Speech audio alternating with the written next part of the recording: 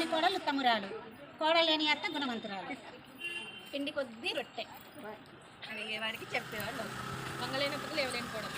పని మంది రాలని బండి కట్టుకొని తీసుకొస్తే బచ్చల కూరలోకి ఎసరు ఎంత అని అడిగింది. మంచోడు మంచి